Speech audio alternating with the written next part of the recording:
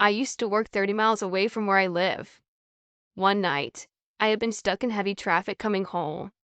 I take Lasix, so after a while, I really had to go to the bathroom. I kept telling myself that I was almost home and tried to hold it until I got there. By the time I got to my exit, I knew I wasn't going to make it to my house. So I pulled up to an area where Fidelity Investments is located and found an area that was isolated. This area is heavily wooded with walking trails and a lot of game, but it is also in a very populated area. I pulled up a little side drive off of one of the main roads. The little drive is about 100 feet long with only room for one car. It went up in elevation and had bushes on the right side facing the main road. On the left side, there was a guardrail and a view of the valley below.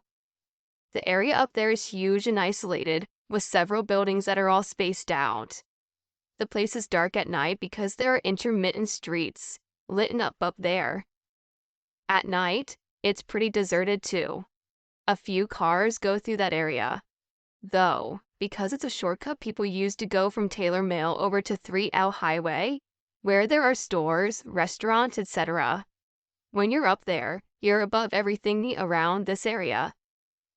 When I stopped, I got out of my car, waited a moment and looked around to make sure there were no other cars. It was winter, so the bushes between where I was and the road below me didn't have many leaves on them.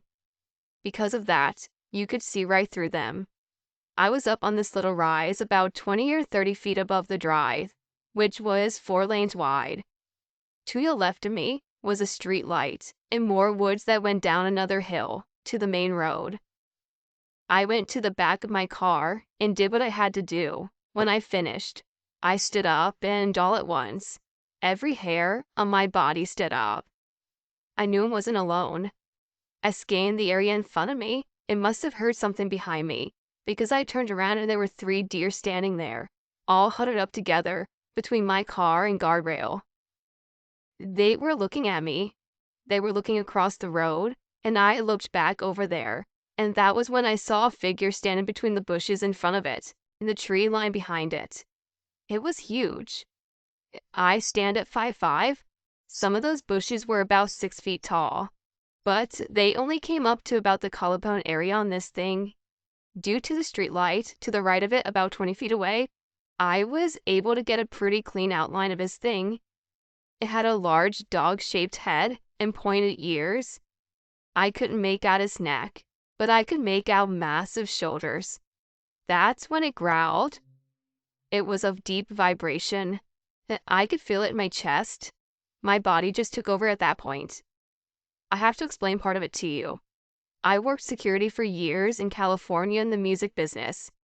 As a woman, I have to really work out and train to defend myself. I kickboxed for 8 years and worked out every day. I also trained dogs, mainly Anatolian Shepherds and German Shepherds. Sometimes I have to establish who's the alpha, and to do that, I get them down, hold them into place, and grab them by their ear and growl until they submit. Then the training can start. So when this thing growled at me, it was just pure instinct. I dropped down to a crouching position and growled, right back at it. When I did that, it stopped growling and started sniffing the air. The snout went up and it turned its head slightly as it was sniffing. Then it took a few steps forward. I was still crouched down on all fours and moved forward, still growling at the thing. When I did that, it stopped. I stood up and kept staring right at it. I never broke eye contact with it. Then it slowly stepped back into the tree line until I couldn't make it out as clearly as before, and it started to move to the right of me. The deer were still behind me. They were so close, I could have reached out and touched them. I waved my arms and told them to get out of there. When I did that, they went back over to the guardrail and took off down the hill. That's when I jumped in my car and got out of there as fast as I could. I felt that this thing was trying to circle behind me, and I wasn't going to wait around for it to do that. Do I think I scared it? No, not at all. For I do think I confused it for a couple of minutes, and that gave me time to move. I told my husband about what happened up there, for I didn't tell him exactly what I saw. He would think I was nuts, and to be honest, I thought I was a little crazy myself. till I saw a picture of one of these things that people call a dog man. I know there are other things in this world that can't be explained. I've seen them. But this was beyond any of those things. Since this has happened, I can't take that shortcut through that area anymore. My husband took me back over there once, and I was freaking out and begging to leave the whole time. I thought I was going to throw up. The wildlife up there has almost totally disappeared.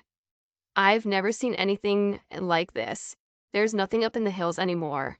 The street I live on is only about a mile or so down the hill from this place, and lately, we've seen coyotes on the streets. Like they have been chased out, and pets here have started to go missing. We've also seen a large black figure moving through our backyards down here. The dogs drive the neighborhood go crazy regularly now. People were calling the cops when we saw that large, black figure jumping fences. I'm concerned that it has come down the hill after eating everything up there.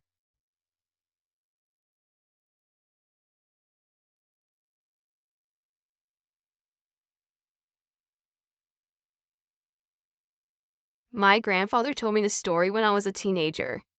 I'm 52 now.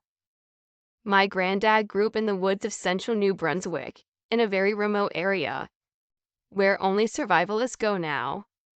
Their whole family lived out in the sticks, and they lived by hunting, fishing, trapping, and some logging.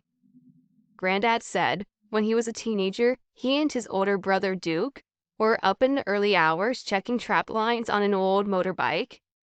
It was early fall, and there was frost on the grass. It was early in the morning mists, and they still hung around the forest edges. He was still rolling cigarettes with his brother, and they were out of matches.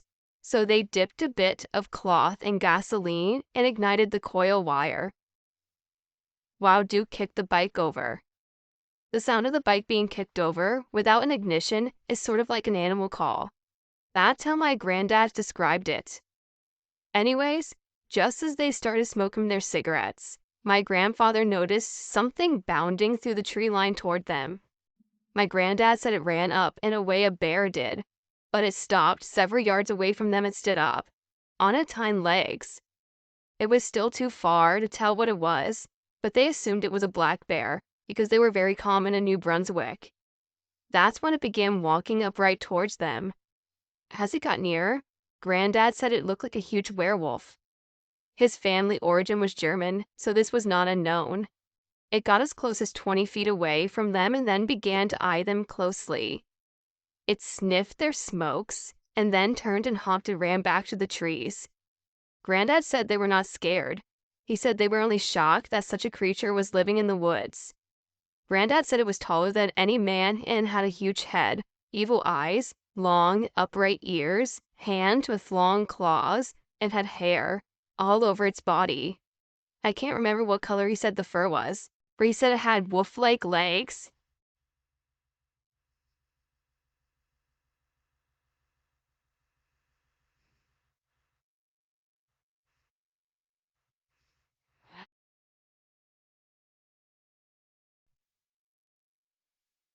I live in the suburbs of Budapest, Hungary, in a small town about 15 minutes from the city. They call it a town, but really is just an overgrown village. It has the feeling to it and all. Lighting at night is scarce, but, and this might be a source of my luck here, our street is pretty well lit. Why, I think it's lucky. A few days ago, I had to move out of my room to take refuge in a guest bedroom, so my room can get repainted. The guest bedroom is small, almost claustrophobic, and it has one large window, through which I can see most of the neighbors' houses on the other side of the street. Our flat is on the first floor of the building, a nice two-flat house with a big garden, though it's mostly empty. My room's windows look directly into the garden, but the guest bedroom faces the street, which enabled my experience. One night, I was trying to sleep despite my insomnia.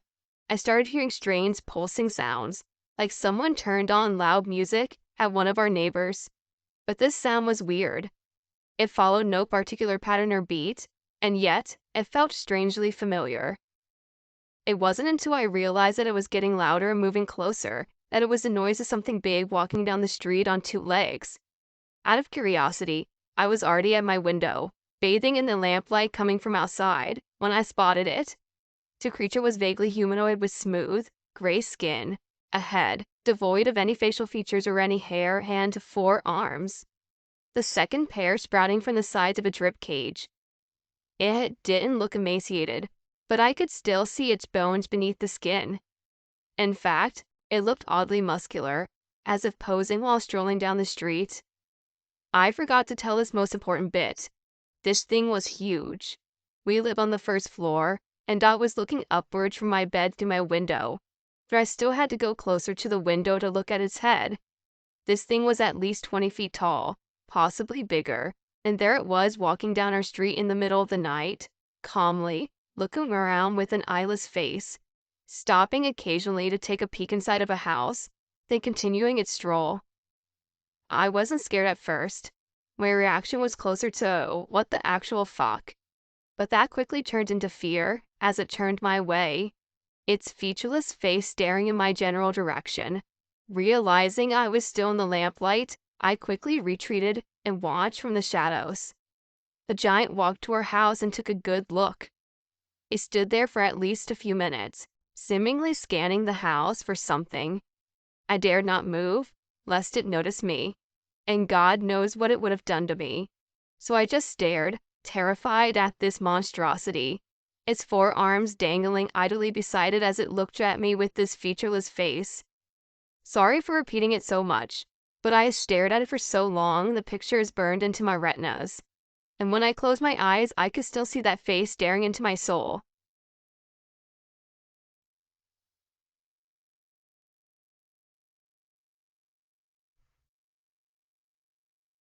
Since I was young, I've seen these weird humanoid figures. They're black silhouettes, pitch black, looking and ranging from various tall sizes. Sometimes I can see them, but I can sense their location, and I get a fuzzy visual in my mind of how they look. For some reason, I've had one follow me for most of my life, but this particular one doesn't seem to like showing itself physically to me. I only get the sensation it's around or get small glimpses of it out of the corner of my eyes. I'm not sure why it's following me, but all these weird things started happening when I moved to the Bakersfield for a couple of years when I was a child. At first, I thought the places I lived were haunted. I don't think every house I've ever moved to could be haunted though, so I concluded that maybe I'm being haunted. It doesn't matter where I move, this thing follows me. I can be in the middle of a conversation and I'll get that feeling that it's behind me watching me. I can sense this tall figure looming behind me when I walk from my home into school or go to the mall with friends. Sometimes it'll leave for long periods of times, but eventually it returns. I don't feel threatened by it, but I don't feel comfortable around it either. I get the feeling it's waiting for something, and that makes me uncomfortable. I also don't get the feeling that it's human, or maybe it never was human. I've told my family about it and they don't really believe me. The only one that does is my cousin, who came to stay with me at my house for a little while. Really weird stuff happened when they came, and it continued to intensify until she left. I asked her about it and she told me she had noticed too, and it was weird because nothing like that had happened before at her place. Now I rarely see the silhouette creatures, but I still sometimes feel them around. I hope they've gone away forever, but I'm still scared that they'll come back. Does anyone have anything similar happen? Could this be some sort of haunting, or is it some sort of cryptid creature? I'm not sure why this is happening, but any advice would be very appreciated.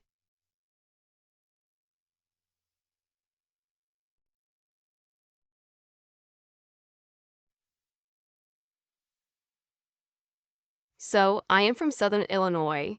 I'm about 28 now, but this story happened when I was 12. Let me start off by saying that I've always been interested in the paranormal and cryptids, but I'm not someone who imagines things. I live in a very small town. It doesn't even show up on the map. Anyways, I was across the street from my house, at a friend's house. He was a year older than me. I planned to stay the night over there and play PlayStation all night and make fun of Max after dark, as we always did. Yes, people, I am practically an old man now. Anyways, He had a huge backyard that sloped down quite steeply, but at a slow incline. So it didn't look so much like a big hill unless you were on top of it. His deck was looking down or at the very edge of his backyard looking up. This matters later. Anyway, he had a neighbor spread far out on both sides with huge yards. Beyond this backyard was a small valley with a house at the top of each side. To the left side of this valley was a small field with prairie grass about an acre in size. The right side was a small wood, also about an acre in size, with meandering creeks running through both parts, separating Aaron's property from Ryan and his brothers. We used to ride our bikes through it, play manhunt, and search for crawdads. This summer night, we were hanging out in the clubhouse, where the kids would hang out on the top of the hill to the right of this valley that actually owned the woods as well. The clubhouse was a small cabin with a loft. It was about 10 feet by 10 feet with a window on each side and the entrance of the front facing their house. So, we were just chilling there when we hear this loud rustling off in the bush. It's just dark outside, but we are all junior high kids, so we thought we were tough guys. We looked outside the window.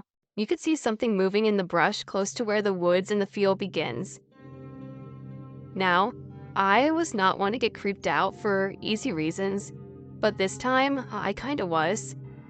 We were no stranger to opossums, raccoons, coyotes, stray dogs, and all the creatures that were out there. No big deal. Once we were outside of the clubhouse and moved closer to the house again, I would say about 100 feet to the edge of the woods, trying to see in the twilight and creep up on whatever it was, we heard a growl and a violent movement of the brush. We noped the fuck out of there and retreating back to the deck of Ryan's house. His younger brother got their stepdad and we told him that there was something or someone out in the woods. He had a searchlight for boating. He plugged it in and scanned the woods and there was nothing. He told us to come the hell down and stop being pussies, and we went back inside. Ryan and his brother decided to call it a night. It was beyond dark at this time. So Aaron and I hurried to our bikes and made the jump on the ramp we all built across the creek. We parked our bikes and went inside his house. We quickly forgot about the incident while playing our PlayStation and chugging Mountain Dew. Now his house was your standard mid-century ranch house. They used the connecting room between the garage and kitchen as a little TV room for him to play video games. In this room was a set of French doors that led outside to their deck, which is about 10 feet off the ground. Around 2, we stopped playing video games and started talking about school, girls, and whatnot. Then, we started talking about what it might have been out in those woods. At some point, during our conversation, we heard a thump outside. It sounded like it came back in and was low to the ground. It was enough to make us stop and listen. Then we heard it again. The room was dark except for the glow of the TV and the volume was so loud that it was almost inaudible. Aaron got up from the couch and went to the doors which had those 1990s long vertical blinds covering them. He peeked out one side and I peeked out the other. From there, we saw a slumped over dark figure by the bottom of the stairs leading down from the deck. At first, we thought it might be a person trying to break in. Aaron's stepdad was gone working the midnight shift and his mom was one of those sensitive must-be-protected types, so we decided not to tell her as she would probably be hysterical. We chose to keep an eye on things to see what happened. We left the French doors and went into the kitchen to get a better look from the kitchen windows. Whatever it was a bigger than a man by far, but it was hard to make out any details from it being so dark and us being about 15 feet above it. We could tell it was on all fours and facing the steps up to the deck. It began coming up the steps, but it paused. Aaron's dog, Damien, a medium-sized mutt that looked like a black version of Lassie with slightly shorter hair and a white spot in his chest, began growling at the doors out for the deck.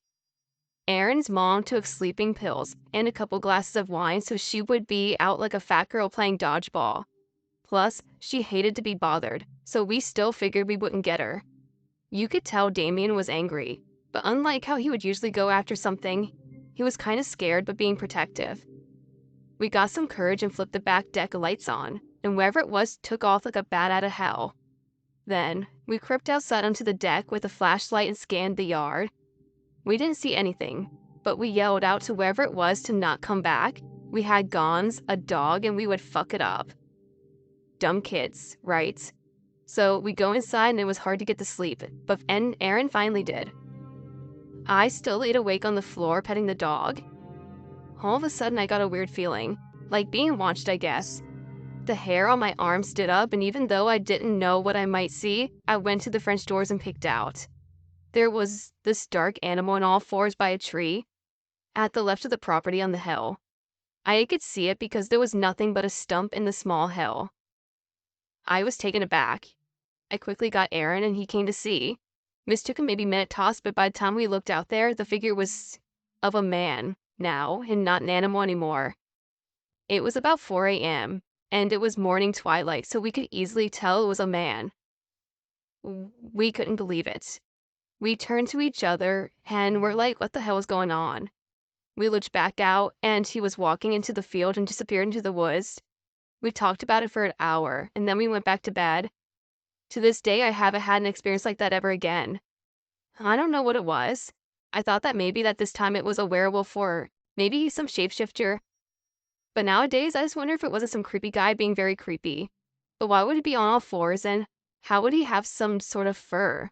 But then again, why would he look so large? And why would the figure be on the hill on all fours look so large? And why would he be on all fours and all?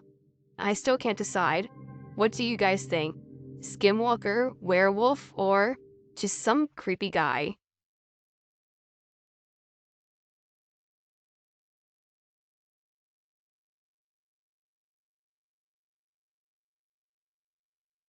This happened about 2 years ago. This may or not have been a Bigfoot type thing, and I personally feel like it was. Some quick background first. There have been Bigfoot sightings in my part of Alabama. One only 2 hours away a few years ago. My mother, who does not believe in the paranormal at all, once told me that she heard some strange noises in the wood behind her house. It was early morning and she was outside with the dog when she heard what sounded like a noose coming out of the woods. What she told me is she heard like a monkey, but deeper, very deep hooting sound rising and falling. So with this in mind, here's my story. It was about 10 at night and I was walking down our fairly long driveway to get the mail. Our house is surrounded on both sides by fairly thick woods. Suddenly, I heard a deep hooting sound coming from the woods down the road. It sounded like what I've heard a howler monkey try to sound like. This creeped me out a bit, and I immediately thought of what my mom heard, so I walked quickly back up the driveway. I stopped right there before getting into the garage and walked towards the woods. I wanted to know if I could hear it again. Suddenly, the hooting sound happened again, this time only a few feet into the woods in front of me. It was very dark at night, and I had no flashlight. I stood there for a few minutes listening to these deep ape-like hooting sounds. Suddenly I heard a second one answer with the same sounds on the other side of the woods behind the house. The trees in that area also began to shake violently. I'm in just disbelief at this point of what I'm hearing. Not just that, but when I realized that the first one I heard must have moved parallel to me through the woods to be close in front of me, a shiver went up my spine. Had it been watching me? I ran aside to get my brother. He's more level-headed than I am, and I felt that stepping outside and hearing these two creatures hooting and shouting into the woods, he would completely have an answer. But instead, after hearing these sounds, he went silent. We stood there quietly for several minutes listening, before he finally whispered, "What the fuck is that?" I just answered, "I have no idea." I haven't heard it since that, and it still bothers me. It bothers me even more knowing that it's gone. There are no more sounds and we haven't heard it since. I have kicked myself since for not having my phone so I could record it. It was a long time before I felt comfortable going outside at night again. I've had people try to tell me that I heard owls or monkeys or something, but I can't explain to you the size of what was making those sounds, especially the second one. It just sounded so huge, and it was at least large enough to shake the trees. I don't go for night or early morning jogs anymore either, which is something I used to really enjoy.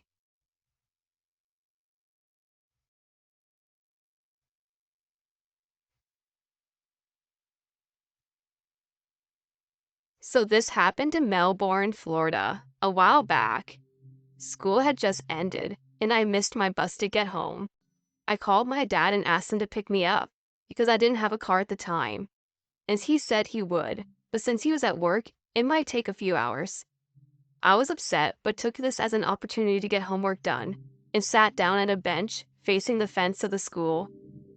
Across the street, there was some sort of clinic, and in front of it, there was a pale four-legged thing sprinting full speed like a dog except bigger.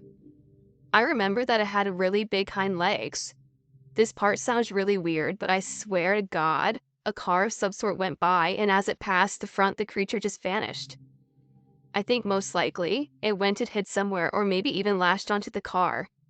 The people who I had told this to said it was probably just disappeared or teleported or something, but honestly, I don't believe that. I don't know why, but that just doesn't feel like what happened. I never saw anything like this again, and I'm honestly just searching for an explanation, so anything you can provide would be greatly accepted. So, what is it do you think that I saw?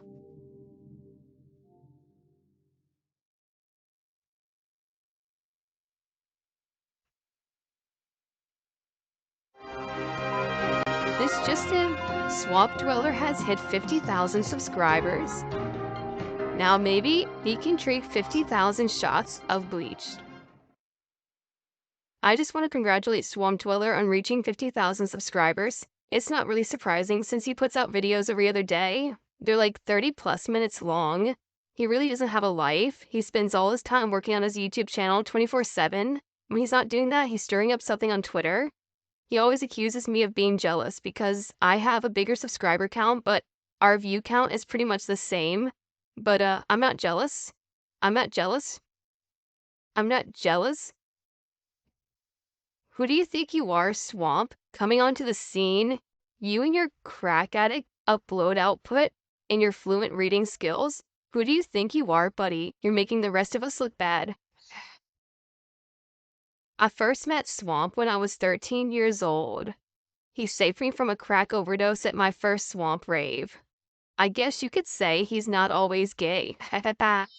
Somebody once told me the world is gonna roll me. I ate the sharpest tool in the shed. Thank you guys very much for 50,000 subscribers. I never imagined we would amass this many people dwelling in the swamp. So, sit back, relax, and enjoy these tales of terror tonight. And much thanks to Unit 522, Southern Cannibal, and my good friend Joseph Sourless for helping me out with the intro.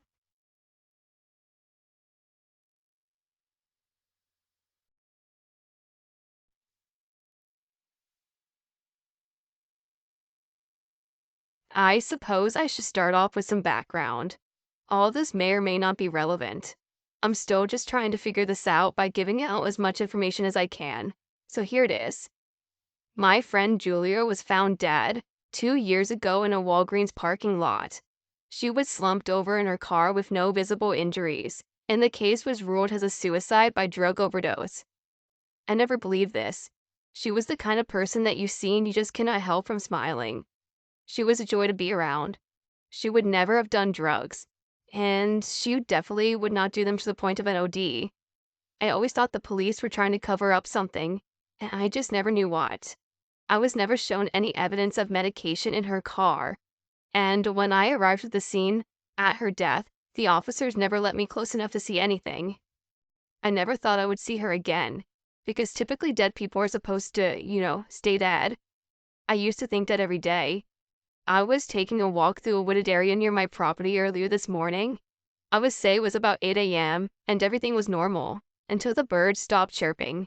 Squirrels stopped jumping from tree to tree. The wind itself seemed to stop blowing. I was in awe. I had never experienced this kind of silence. The only sound was my breathing. I looked around. When I turned back, I was face to face at the path in the front of me. I saw a fox in the trail. It looked at me and tilted its head. I blinked and the fox was gone, or it transformed or something. Julia was standing about 15 meters down the trail from me now. And I was just mind blown. She was staring at me and smiled. She was in the same clothes as she was when I last saw her alive, a white blouse and blue jeans. This could not have been anyone else but her. The brunette hair, the facial features, it was her. I yelled out her name in disbelief and she waved. I ran towards her, but she ran through the bush and out of sight. I went through the bush and it felt like miles after I was following her through thorns, still calling for her. I nearly fell when I reached a steep cliff that was about 30 meters into the small valley. I saw nothing but the sounds of the forest and I came back to life. I just stood there on the edge of the cliff, trying not to fall off. I still have no idea what happened.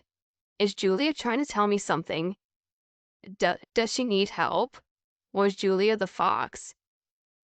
I do live near some Navajo reservations, and some people have suggested that it might be a skinwalker trying to lure me to coming off that cliff. Please, if anyone has any answers to this, I would love to know if you think this is a skinwalker or some ghost or spirit.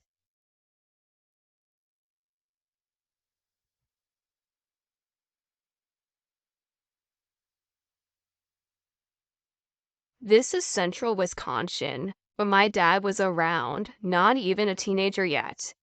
Wisconsin was even more rural back then, and the area has since become more city. Anyway, my dad and his friend grew up in the country and always walked the woods, trails, and the swamping land. Not much else to do, but my dad said that him and his friend were walking on a path in one of these spots one day, and this black cat kept following them. Anytime they stopped to look at the cat, the stop would look at them. He said they would try using stones and etc., but the cat just wouldn't get scared. And after a few minutes, they started walking faster and the cat kept following at a good pace. Apparently, they both got a very bad feeling and said they didn't want to look back anymore. Once they said that and started walking again, they heard this dark, evil laughter and turned around to see a man in a super old school, all black attire walking away laughing into the bush. So they freaked out, obviously, and ran away. So, this part was something my dad told me last year and I did not know until recently. My grandpa was friends with this older guy who lived around the area, and I guess my dad knew him and would stop by. After this cat thing, my dad came by one time and started telling the story. Apparently, it freaked the guy out real bad.